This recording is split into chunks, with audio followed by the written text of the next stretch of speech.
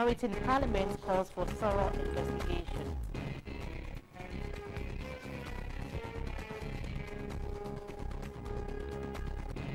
GNPC taking steps to reclaim farms affected by oil search.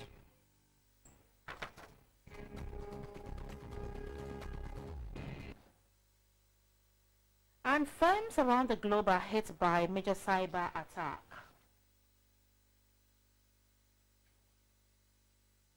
Live on GBC24, it's time for news. Good evening. My name is Yoko Paputre. I am Shirley Annan. Robert Manso is our signer for tonight. The President, Nana Akufo-Addo, met the Ghanaian community in Zambia's capital, Lusaka, as part of his 3-day visit to that country. He said the government will be supporting 200,000 farmers nationwide with improved seedlings and fertilizers under the Planting for Food and Jobs program. President Akufo-Addo said more farmers will be added periodically to minimize the importation of food into the country.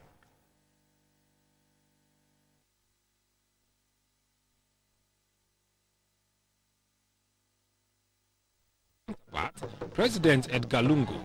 His meeting with the Ghanaian community is to brief them on events back home.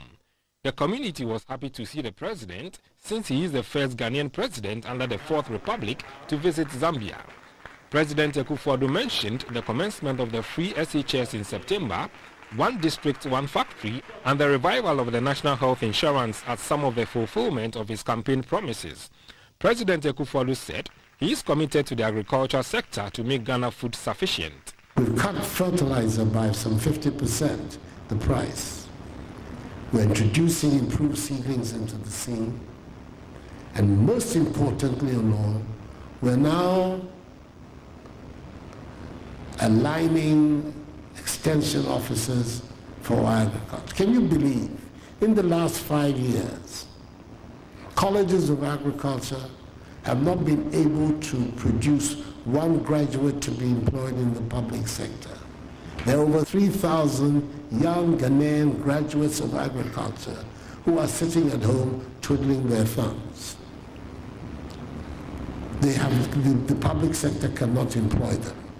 At the same time, they are badly needed by our farmers to assist them as to how to improve, modernize their techniques of farming and their techniques of harvesting food and cash crops.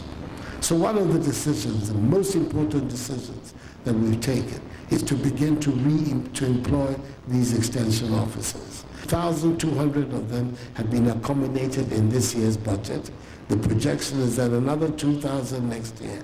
We clear the arrears and make it now necessary that every year we'll be able to accommodate those who come out of the colleges of agriculture. This is an extremely important step. He mentioned plans by his administration to service the 2.4 billion debt inherited from the previous administration.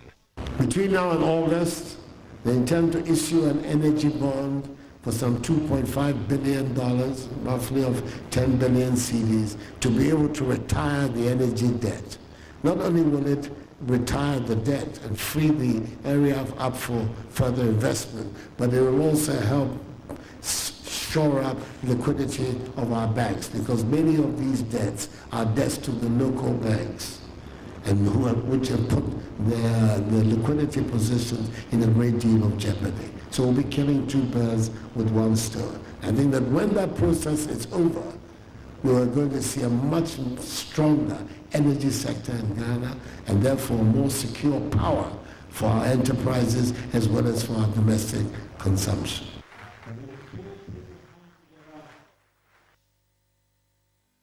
The minority in Parliament has called for investigations into the circumstances leading to the sale of 5 million litres of contaminated fuel to a local company, Movipina.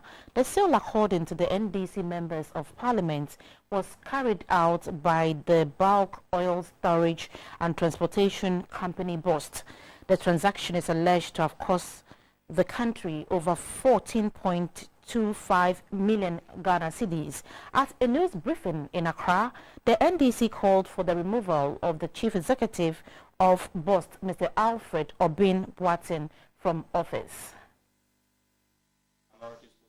The minority said the petroleum product should have not been allowed to be contaminated, given that Bost had several options, including cleaning or disposing it off, instead of selling it to Mevempina at a loss. Under proper regulatory and supervisory protocols, under no circumstance should the Bost Company Limited experience such high level of contamination as we are witnessing.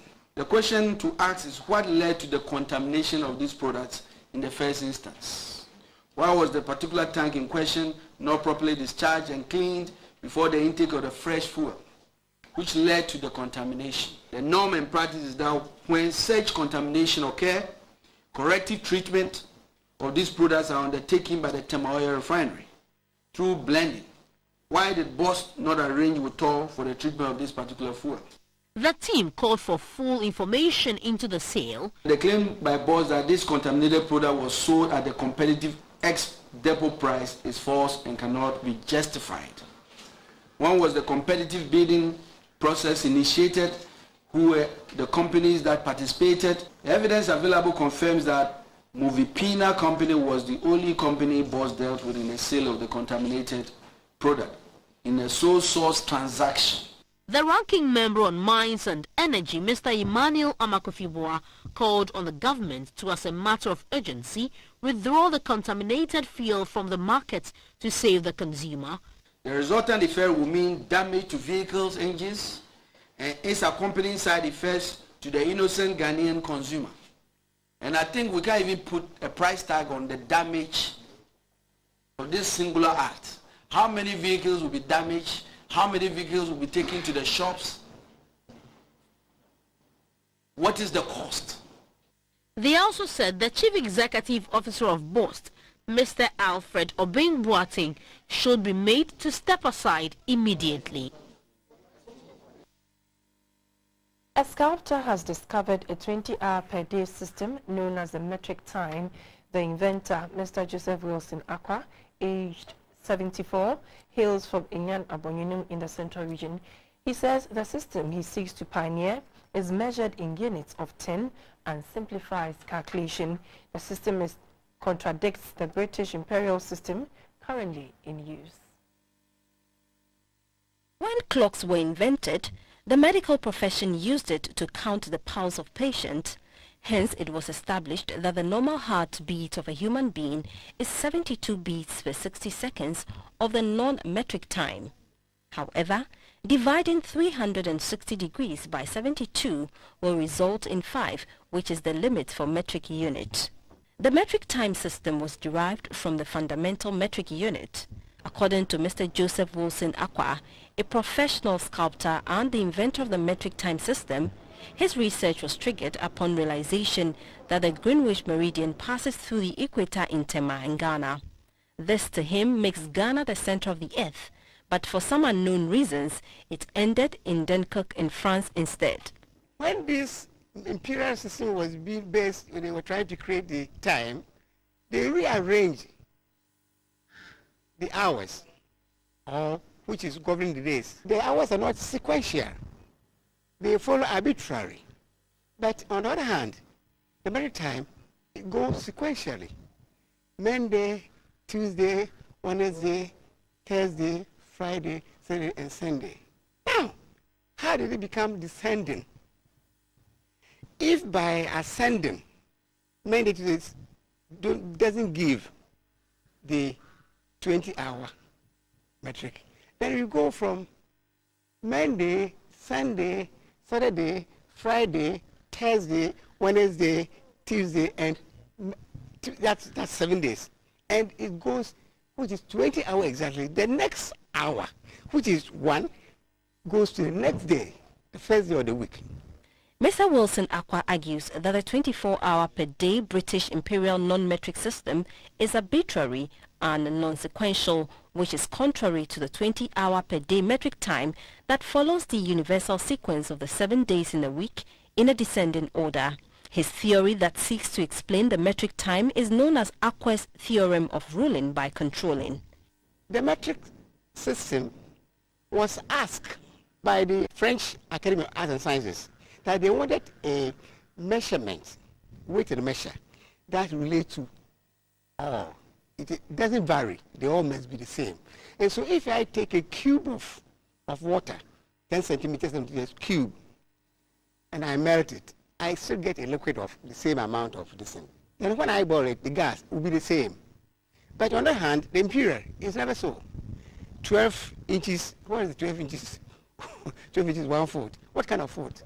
My baby's foot or my father's foot? Mr. Wilson Akwa lamented that his quest to bring this discovery to light since 2010 has proved futile, adding that his letter to the Council for Scientific and Industrial Research CSIR Ghana was not given the required audience. A meeting in Accra to fine-tune a draft policy on gender assessment in energy projects. The policy is geared at giving women and minority groups in the sub-region a fair representation on energy issues while correcting the inherent imbalances and inequalities. Key components to national development, yet the sub-region is still struggling to meet the deficit. In Ghana, government has committed resources to expanding the rural electrification projects and ensuring an all-year-round sustainable energy supply in line with the industrialization drive. The ECOWAS Commission also set up the Emergency Electric Power Supply Program, which ensures that there's an even distribution of the commodity among member states. The Gambia, Mali and Sierra Leone benefited from the first phase. However, in executing these energy infrastructure projects, not all actors are considered. The gender assessment in energy project is a legal document binding member states to ensure all stakeholders are involved. A modern and sustainable energy sector in Africa will require all of the talent Africa has to offer to serve its population equitably. Using the Argentina rural electrification, Mali solar power plant and the resettlement of the Maasai group in Kenya as a case study, it is evident that the impact of non-involvement of women results in marginalization, loss of income and food insecurity among others.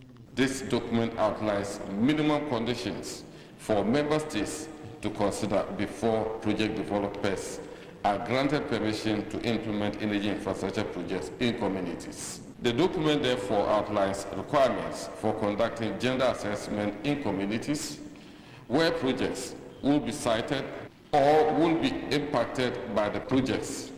At the end of the 3-day workshop, member states are to come up with a complete document on gender assessment in energy projects. The Domestic Violence and Victim Support Unit says the introduction of the new data management system has helped the unit solve inaccuracies in its operations. The system, which is an electronic means of collecting, collating and disseminating information on sexual and gender-based violence, has replaced the manual means by which data was tabulated and forwarded to DOVSU officers. Since its establishment in 1998, the Domestic Violence and Victim Support Unit, DOVSU, has been the only source of information and statistics concerning issues of gender-based violence and child abuse in the country. However, the manner in which the information was collated left a huge margin of error. The new data management system, DODMAS, was therefore introduced to help curb errors and to provide more credible information. The unit, in collaboration with the United Nations Population Fund, UNFPA, has developed a system that readily shares information on sexual and gender-based violence in an open source by a click of a button. This would no doubt ensure credibility and efficiency in the unit's data management system.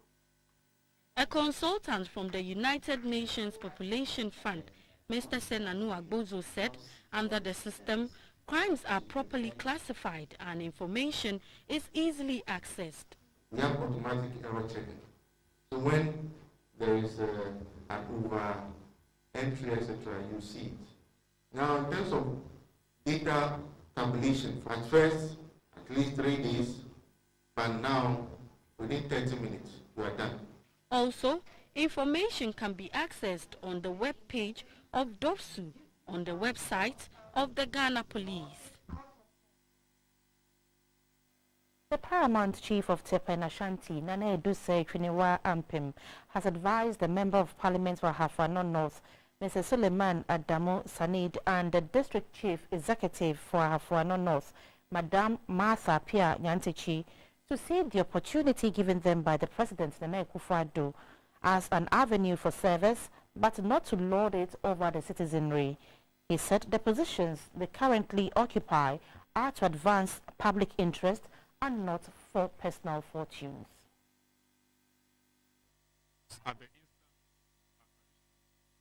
Under the auspices of the Paramount Chief, Nana Eduse Triniwa Ampim, even though the Member of Parliament for Ahafo North, Mr. Suleiman Adamu Sanid, and the District Chief Executive for Ahafo North, Madam Martha Apia Nyantechi, have already been serving in their various capacities, the Tepa Traditional Council thought it prudent to formally introduce them to citizens of Ahafo North District.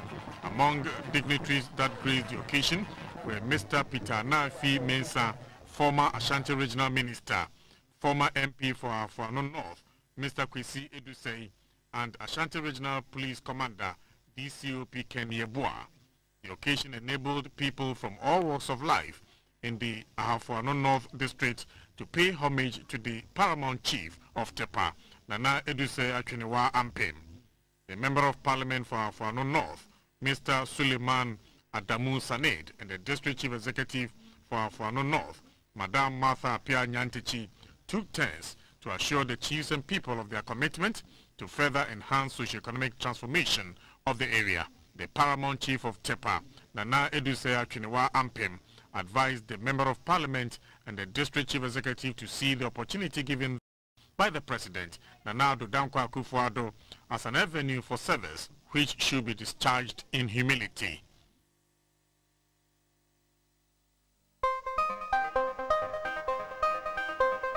Still to come in this package, the Ghana National Petroleum Corporation takes steps to ensure that farms affected by the search for oil are reclaimed. And in the Arts and Entertainment segment, gospel musician Philippa Befi organizes a musical concert and free health screening exercise. Stay tuned, there's more ahead.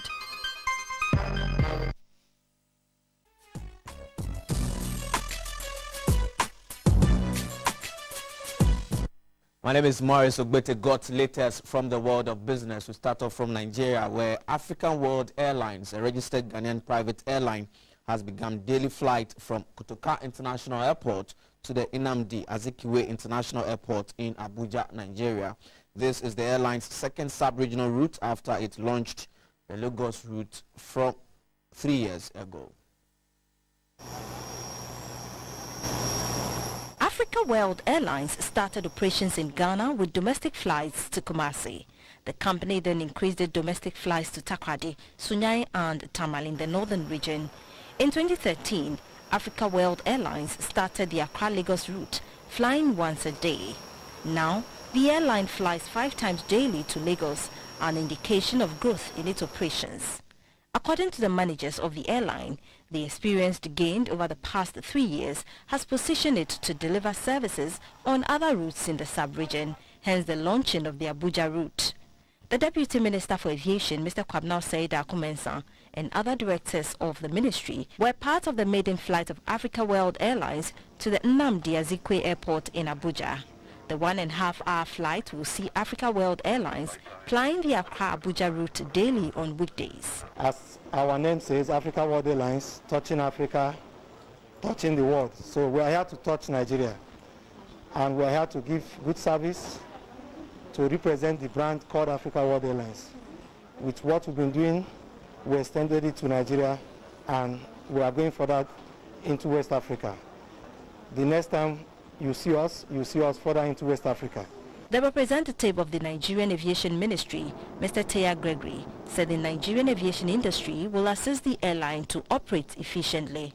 It is our hope that this new airline will bring about, will strengthen linkages between the people of Nigeria and Ghana.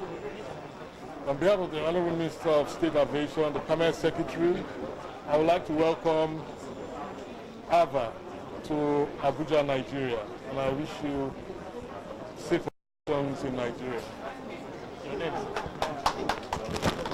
The Deputy Minister for Aviation, Mr. Kwabna Osei-Darko-Mensah, called for close collaboration between Ghana and Nigeria to expand the aviation industry in West Africa. We believe that Africa should open up more of its skies for the private sector to participate. Africa World Airlines is an airline of Ghana. And as our big brothers are in Nigeria, we are here to share with you the success story of Africa World Airline. Africa World Airline is timely. They have the capacity and they are efficient. They are safe.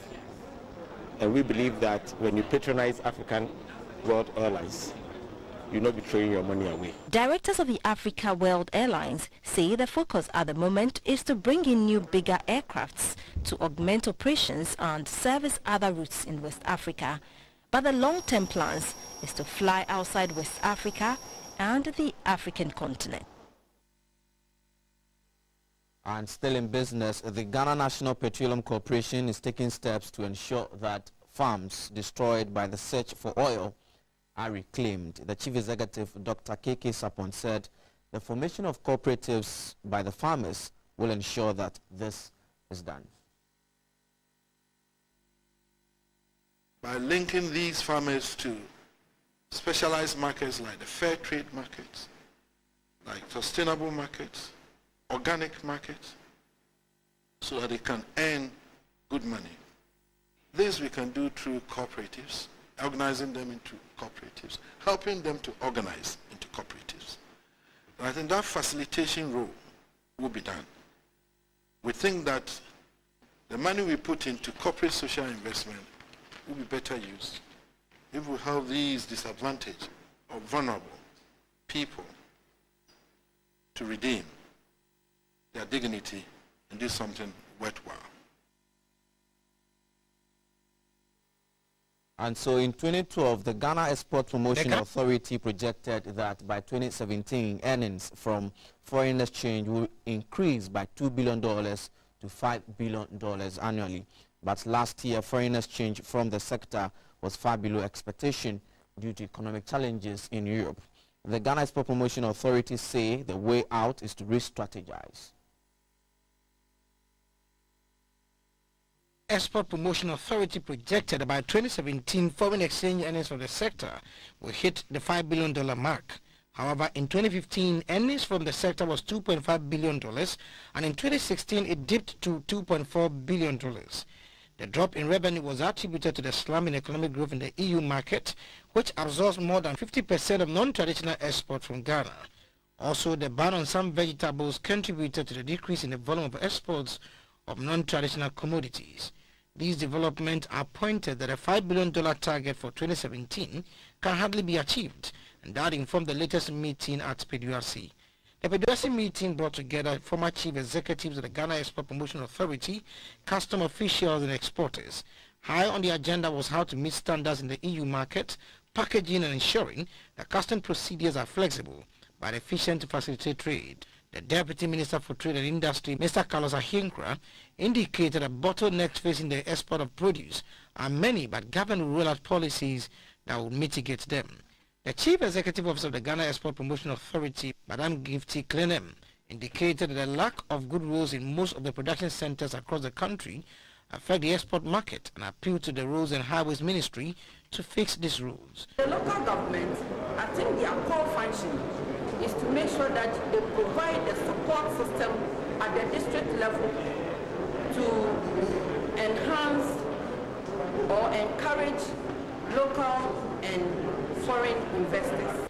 According to the Ghana Export Promotion Authority, GEPA, the One District, One Factory program forms part of measures to show up Ghana's earnings from the export market. Let's go to the interbank market where the dollar is trading at 4 cedis 35 pesos, the pound at 5 cedis 54 pesos, and the euro going for 4 cedis 87 pesos.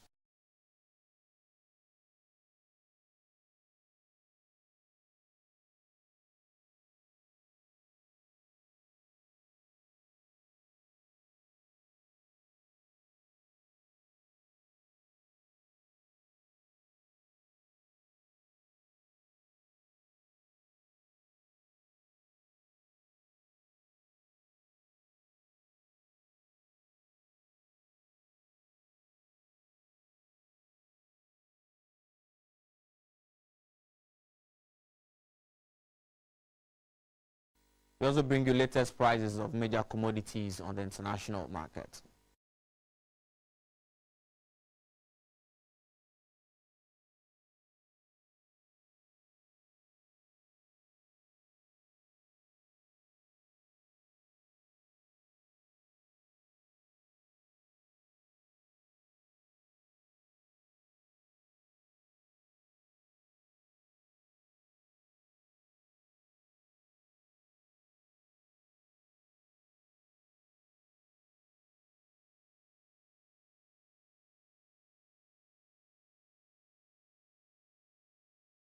And finally, before we go, Ghana has enough gas to power its plants, but the infrastructure to transport the gas from the Western Enclave to the zone is yet to be built. To address this challenge, Senior Minister Mr. Yao Safo-Mafo has met with investors from Jira Group in Yantai, China, to assist in the construction of pipelines that will transport gas from Abuadze to Tema. Reports from the Energy Commission indicates that most of the thermal plants in Ghana are located at the Eastern Enclave, but the source of the natural gas is in the Western region.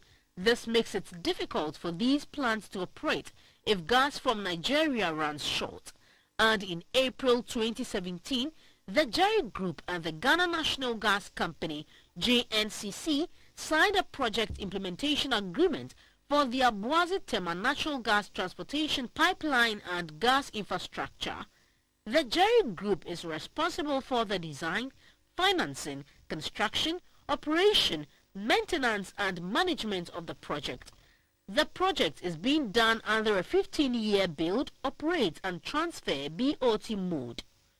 Preliminary works as well as front-end engineering design fed activities have begun at the site. Jerry's state-of-the-art industrial oil and gas manufacturing complex in China was one of the companies the Ghanaian delegation, led by the Vice President, Dr. Mahamudu Bawumia, visited during his 4-day state visit to the world's second biggest economy. At the group's headquarters in Yantai, China, for the Strategic Cooperation Summit, the senior minister, Mr. Yao Safo-Mafo, told the Chinese investors that Ghana is the center of the West African Alliance, and if the company does a good work, it will draw countries in the sub-region to seek for their service. He mentioned that the project will further promote the economic and trade cooperation between China and Ghana under the One Belt, One Road initiative. We think that the future is bright because China has gone through a developmental cycle which is similar to ours. By 1970, China was not developed. But today, about half a century, China is a world power and the second biggest economy of the world. And so we think that we can learn a lot from China. And we believe that China can also teach us a lot.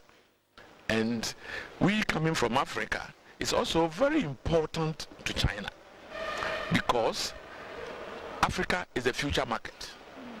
So if China is able to do very well in Ghana, it will be a signal to the rest of Africa that China is a good partner. The chairman of the Jerry Group, Mr. Sun Weiji, said Jerry will harness its resources to turn the energy sector in Ghana around. Mr. Sun Weiji mentioned the group's support towards the One District, One Factory policy. Discussions at the summit centered on the Abuadze-Tema gas transportation pipeline project, as well as other areas of cooperation such as pipelines, refineries, petroleum, storage, LPG distribution and natural gas compression. Jerry Group is one of China's largest independent oil and gas companies. This group is a multi-billion publicity-traded global organization with presence in over 60 countries worldwide, specializing in oil and gas services. The group manufactures equipment, offers technological services and turnkey engineering. It also offers integrated solutions in a flexible and efficient way to help customers resolve the issues and challenges they face. And that'll do for business. We have more news in this package. Stay.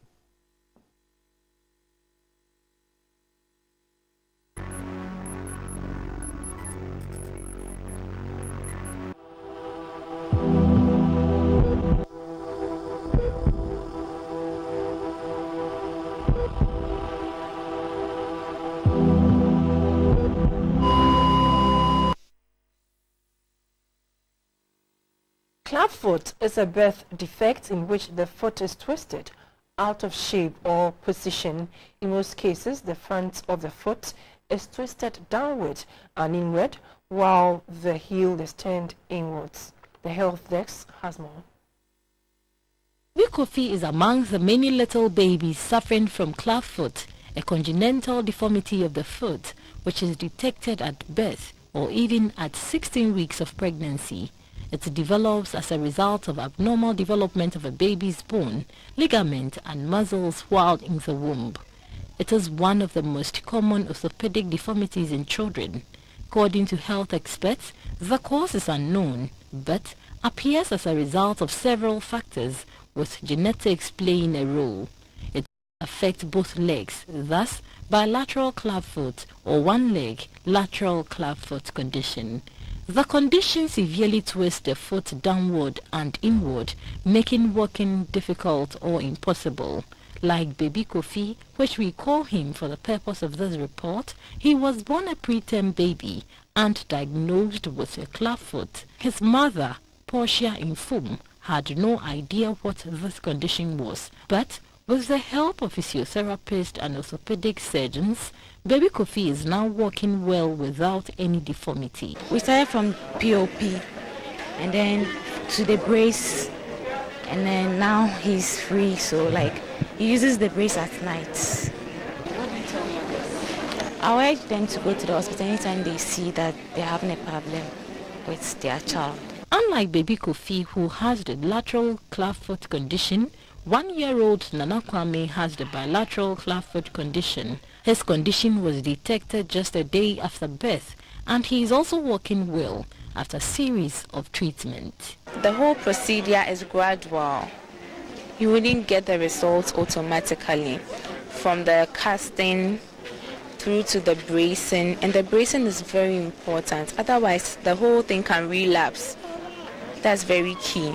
So he wears the braces every day, but then when he started walking, we do it only at night when he's sleeping, and you know, it's curable. A consultant orthopedic surgeon, Dr. Prosper Moore, who is at the St. John's Hospital in Dryangkwanta, said in the past, clubfoot was treated with surgery, but now the globally accepted treatment is the Ponseti method, which is free and painless. The surgery that is involved in treatment of clubfoot is very minimal, which is almost at the last stage.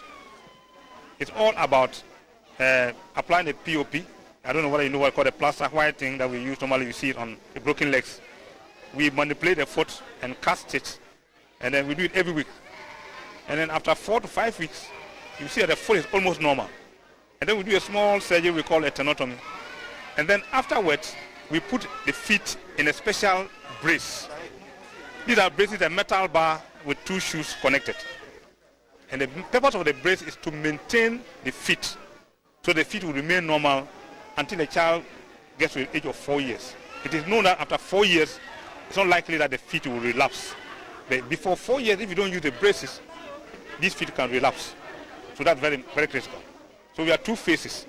The corrective phase, which is using the POP, and the maintenance phase, which is using the brace when the foot is already corrected. According to health experts, the brace is worn 23 hours a day for 3 months, then worn at night. There can only be a recurrence of the condition if it is not treated well. For now, treatment of clubfoot is free.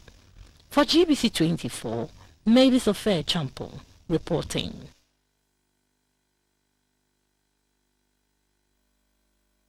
The normal shape of the spine includes a top of the shoulder curve and a lower back curve.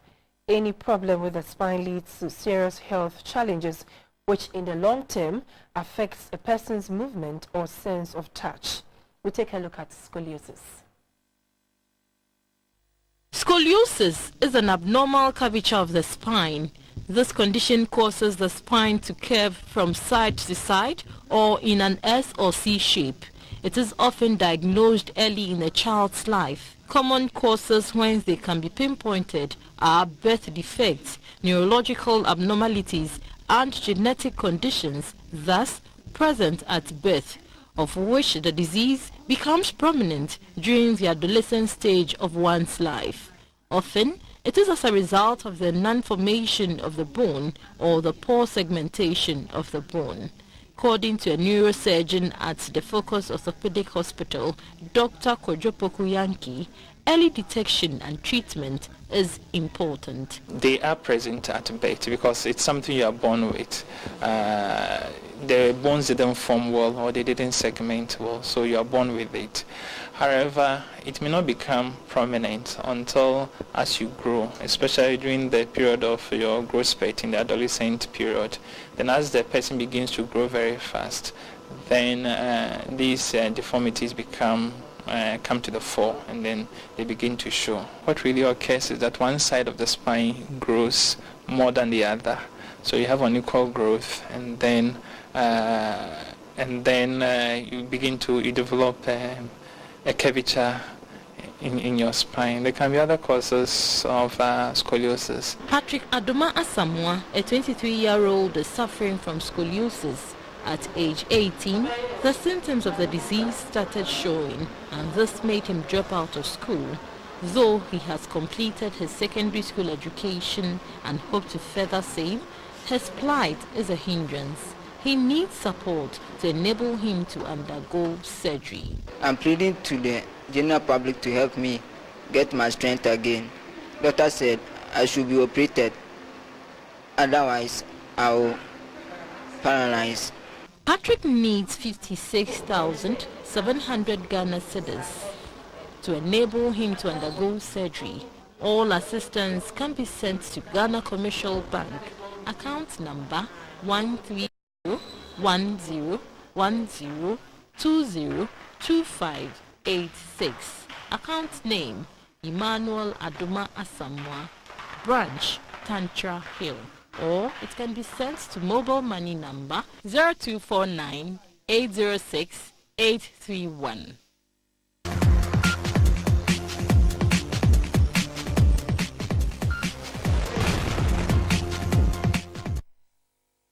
Good evening, let's talk sports. I'm Theophilus Sampa, starting on the ping-pong note where the first round of the National Table Tennis League has ended.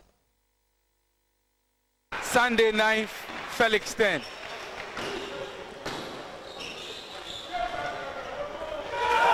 Felix wins first game 11-9.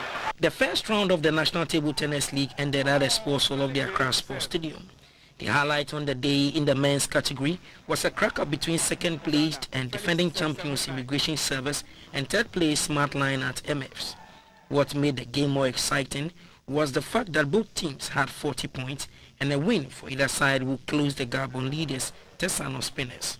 Smartline at MFs parading their best arsenals in the likes of Nigerian trio of Ajulo Benga, Favor Ayugbami and Ayolode Sunday faced the might of Immigration's best ping-pong stars Derek Abrifa, Felix Latte and Emmanuel Kombi. The last time the two met, Immigration edged Smartline at MFs 3-2 in the first leg. So, Smartline at MFs were bent on a revenge. Playing in the best of 5 games, both singles and doubles, the two sides showed the fans with their skills. At the end, Immigration prevailed by winning 3 sets to 1. Here are reactions from the players. Sometimes some people can take the lead, but by the time, what matters is the finishing. And we have a good finishing, and then we'll mount them at the second round of the league. But so far so good. He's now the #1 in Ghana. So I think he had a tough time playing me. And I also know that I'm playing with my champion, but do not give up. I think next time I'm going to beat him. No problem. Our performance is very good. Maybe second round we came first already. We don't lose up. We play very well second leg. Immigration, the whole Ghana know that when we talk about table tennis, we purposely for immigration. So we know definitely we are going to do the trophy again. Bringing results of other matches played. Kings Royal Academy 3, Ashaman Park Club 0, Ghana Revenue Authority 0, Ghana Police 3, Navy 0, Tesano Spinners 3, Eastern Loopers 3, Medina Stars 0, Ashanti Otunfo Stars 3, Team Babu 2, Western TT Club 3, Synergy 0, and Fire Service 3, Team Coach Adu 2.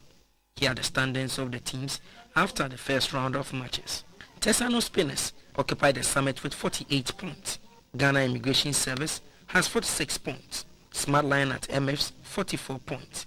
Ghana Police Service 40 points. Ghana Revenue Authority 5th with 38 points. 6th is Ghana Army with 38 points. 7th is Ghana Fire Service with 38 points. Ghana Navy are 8th with 34 points. Kings Royal Academy are 9th with 34 points. Ashanti Otunfo Stars are 10th with 30 points. Team Babu are 11th with 26 points. Eastern Loopers are 12th with 26 points. Western Club are 13th with 24 points. Team Coach Adu are 16th with 24 points. Ashaman Park Club are 15th with 22 points. Medina Stars are 16th with 18 points. And Synergy are 17th with 16 points. The second round of the National Table Tennis League kicks off on the 8th of August this year. Let's turn our attention and talk pugilism now, where former bantamweight world champion Joseph the King Kong Agbeko has promised to make a winning start when he returns to the ring on June 30. Agbeko will fight Kenya's Snake Otieno in an international super bantamweight contest at the Bukom Boxing Arena. Joseph Agbeko was between 2007 and 2011 a two-time IBF world champion. Since then, Agbeko has been trying to get back to winning ways. On Friday, June 30, Agbeko mounts the ring again. The King Kong says he is ready. I've been in the sports for some time now. I'm more matured in the sports now, very experienced, very hungry, even though I wasn't as young as before, but I'm much hungrier now than before. So Ghana should see a more matured Joseph Agbeko. Two of the boxers on the bill dubbed the Legacy Fight Night, George Ashi and Basti Samer, says they are ready. One point I change everything, but I'm assuring my supporters to come early. Yes, early. You have to come early, because if you're going to pay your money and you said Judashi has knocked out his opponent, it's going to. As for me, I don't want to talk a lot, but I think the ring will decide. When you come, you see the right guy in the ring. No, my punish le. We go my facial eshimini. Even pu ka wo ka do machine. I show mini many winning. So that's all for sports.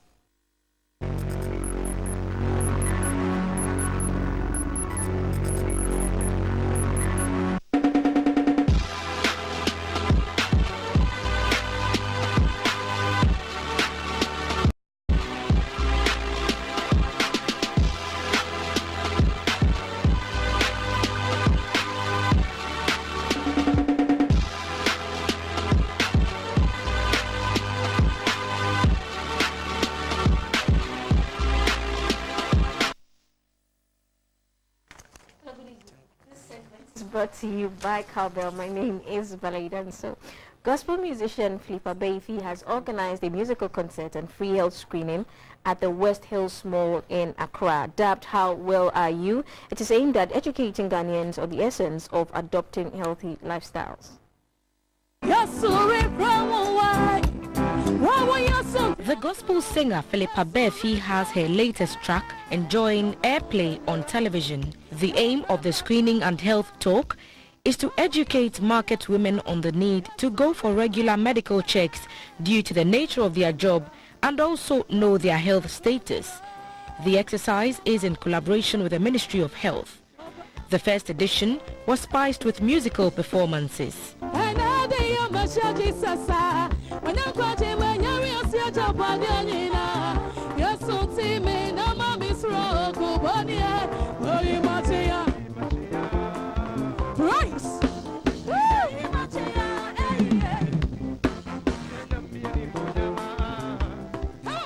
The health campaign featured health talks to women on malaria prevention and obesity and is expected to take place at markets and shopping malls once every month.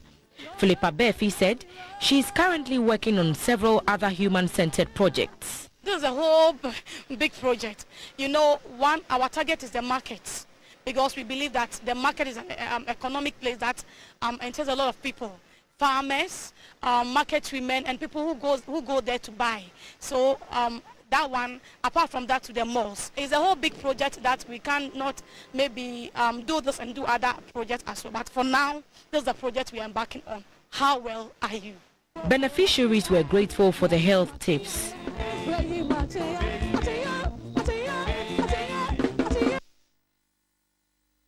We'll now take some news tidbits.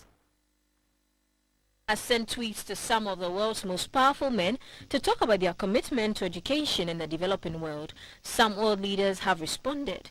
It started earlier this week when the singer, who has 74 million followers on Twitter, publicly messaged the leaders of France, Argentina and Canada, plus the spokesperson for Germany's Angela Merkel. The segment was brought to you by Cowbell. Have a good evening.